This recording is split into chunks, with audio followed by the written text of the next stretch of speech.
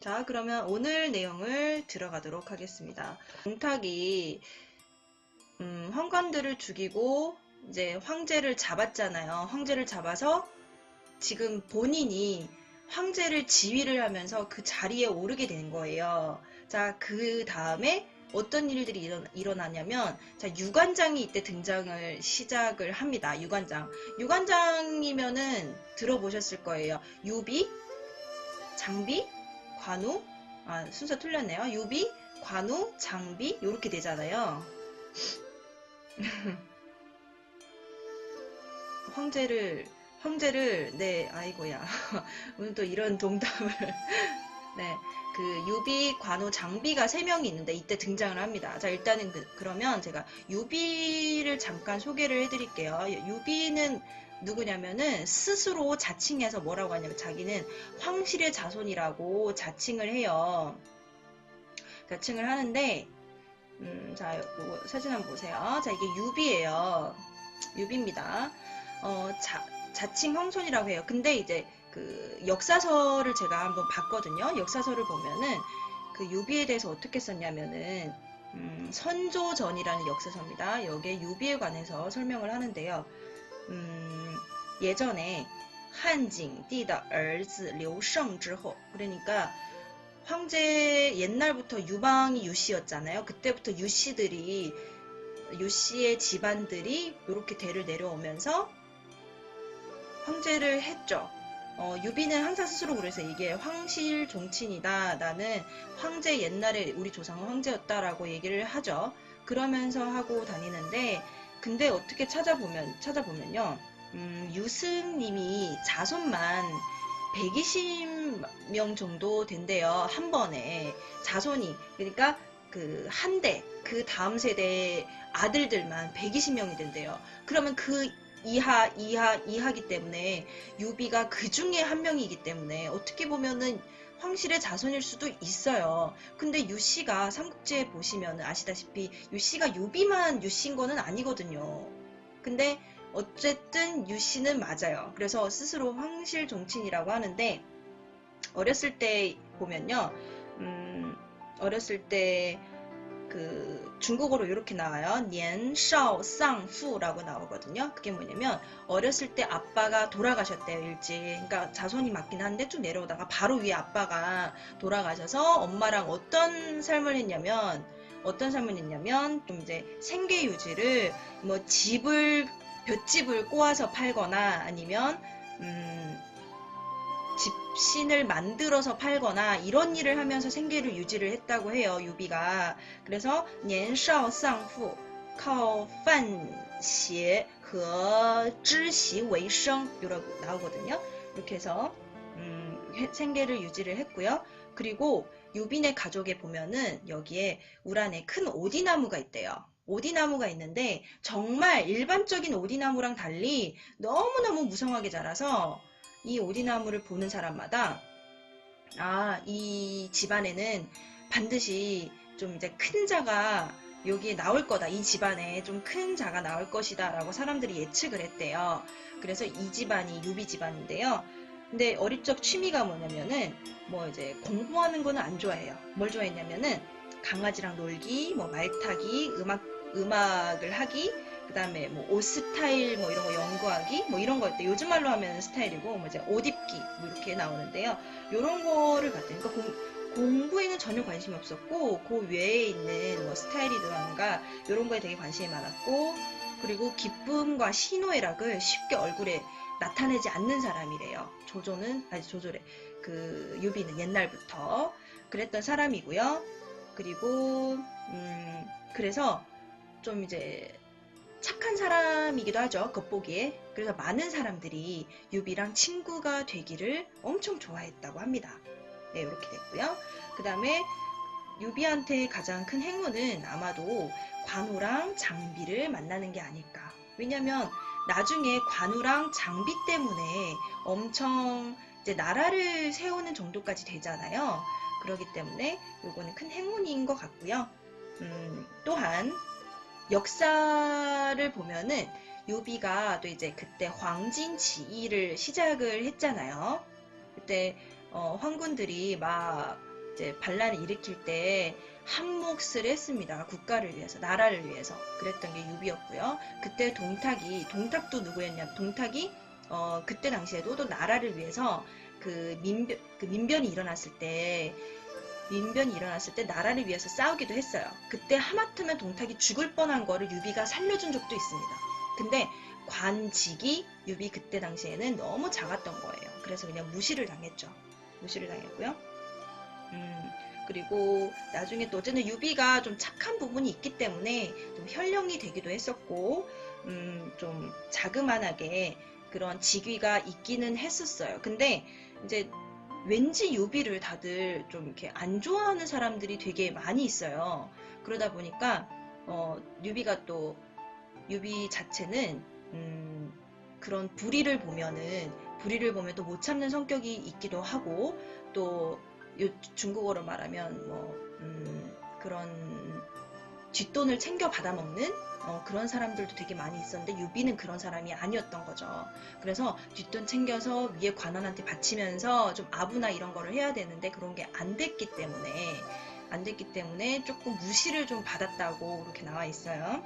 그래서 또 그 이후에 그래서 자그만하게 또 직위가 올라가긴 했지만 그 이후에 또 그러니까 아까 그 사람을 유비를 무시했던 사람을, 그래서 이 관우랑 장비가 너무 꼴불견이었던 거예요. 이 사건들이. 그래서 또 그 사람을 묶어놓고 때리고, 그러고 막 유비의 팻말을 걸어놓고 도망을 가요. 이렇게 유비는 일생 동안에 계속 여기저기 많이 다니는 것 같아요. 그럼 이번에는, 자, 여기 유비였고, 자, 이번에는 관우를 제가 소개를 해드릴게요. 두 번째. 유비랑 같이 의형제를 맺은 보이시나요? 이게 관우인데요. 관우가 다들 아시다시피 얘는 좀 그 얼굴이 빨개요. 근데 뭐 신체 건강상으로는 뭐 그렇게 크게 문제가 없다고 해요. 그래서 여기 관우인데요. 160년도에 태어났고 220년까지 살았어요. 하동에 살고 있었고요. 근데 관우는 크게 역사에서 많이 언급이 되지 않았어요. 관우 이제 오호 장군이라는 그 전에 보면은 관우가 나오는데 관우에 대해서 그렇게 막 자세하게는 기록이 되지 않았더라고요. 그래서 관우에 대해서는 그래서 단지 어떤 말이 나왔냐면은 관우랑 유비는 정말 친형제 같은 사람이었고 유비를 위해서라면 정말 어떠한 희생도 아끼지 않았다라는 그런 표현들이 나와요. 그래서 관우는 그런 표현들이었고요. 이렇게 해서 관우랑 장비랑 유비는 이렇게 해서 어렸을 때부터 된 거예요. 그래서 그때 뭐 의형제를 맺었다고는 하는데 그 이야기에 대해서 이따가 얘기하고요. 자, 이번에 볼 거는 장비를 한번 볼 거예요. 자, 장비는 막내죠. 관우가 둘째고 그다음에 장비가 막내인데요. 이렇게 자, 장비가 이 사진밖에 없나? 막내. 조금 이제 사진에서 보시다시피 좀 살짝 이제 몸집이 있어요. 그죠? 자, 몸집이 있고요. 이 사람은 이제 뭐 옛날에 술을 되게 좋아한다고 그래서 이제 거기 나왔잖아요. 삼국연이나 이런 데 보면은 술 마시고 막 주사도 되게 심하고 막 이렇게 나오긴 한데 실제로는 뭐 그렇지 않다고 합니다. 그리고 장비에 대해서도 그렇게 많이 언급을 안 했는데 역사서에 보니까 관우가 장비보다 12살이 이상이래요. 12살 이상이래요. 그래서 12살? 근데 보면은 장비가 태어난 날이 167년이거든요. 근데 12살이면은 관우가 150년도에 태어났고, 그리고 실제로 관우랑 유비를 비교를 했을 때 우리가 다들 알다시피 유관장이라고 하잖아요. 유비가 좀 더 크다라고 얘기를 하잖아요. 그래서 형님이 된 건데 실질적으로는 관우가 형이라고 합니다. 태어난 날짜로 봤을 때는. 이렇게 해서 관우가 먼저고 그 다음에 유비가 되는 거고요. 그 다음에 장비가 되겠습니다. 그래서 장비는 관우보다 12살 어려요. 하지만 12살이면 거의 띠동갑이잖아요. 근데도 정말 같은 형제처럼 그렇게 친하게 지냈다고 하니까 되게 완전 친했다고 해요. 자, 그러면 지금 보여드릴 사진은요, 뭐냐면은 다들 아시는 것처럼 타오유엔 산지에이라고 아시죠? 타오유엔 산지에이 딱 들어보면 아실 텐데 도원결이 했다 뭐 이렇게 아실 테지만 도원결이라는 거는 말 그대로 도원이 뭐예요? 그러니까 복숭아 나무 아래에서 이 사람들이 그 맹세를 하는 거죠. 근데 보면은 다른 사람들은 도원결의를 실제로 하지 않았다 뭐 이런 얘기들도 많이 해요. 근데 도원결의를 했다 안 했다가 중요한 건 아닌데 어쨌든 한 형제 같았다라는 말을 하는 경우도 있어요. 그리고 그 드라마 같은 데 보면은 멘트가 그런 게 있어요. 여후 동샹, 여난 동땅이라고 했는데요. 자, 요런 말은 이제 의형제 맺을 때 많이 써요. 자, 이 말은 뭐냐면은 복이 있으면은 같이 누리고 힘듦이 있어도 같이 서로 담당하자 요런 말이에요. 근데 드라마 다른 거를 봐도 요런 얘기들을 이제 형제 맺자 이래가지고 요런 얘기들을 많이 해요. 근데 삼국 연의에 보면 요 말을 한단 말이에요. 그래서 형제 같았단 말이 이거랑 연관을 지을 수는 있지만 뭐 이제 그 복숭아 나무는 언급이 되지 않았고 정말 친형제 같았으니까 아무래도 뭐 의형제처럼 이런 의식 같은 거는 했을 가능성도 없지는 않아요. 왜냐면 그냥 복숭아 나무라는 말만 없었지 뭐 얘네들이 같은 형제처럼 있었다라고 했기 때문에 자, 요런 언어들도 사용했을 가능성도 없지는 않다는 겁니다.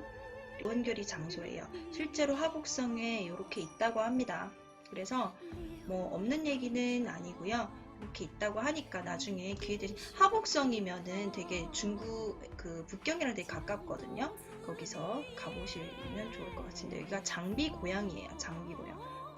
하북성 이렇게 되고요. 자, 그래서 이제 그 유관장에 대해서 알아봤습니다. 유관장은 그 아까도 얘기했다시피 동탁이 되게 나쁜 일들을 많이 하잖아요. 그래서 나쁜 일을 많이 하기 때문에 이 동탁을 잡기 위해서 18루诸侯들이 모여요. 다시 말해서 18개의 각 지역에서 영웅들이 와요. 동탁을 잡겠다고. 그래서 그게 뭐냐면 반동탁 연맹, 동탁 토벌전, 동주어 타오바잔이라고 하는데요. 동탁 토벌전을 벌이게 됩니다. 동탁 토벌전을 벌이게 되는데 이때 누가 참가를 했냐?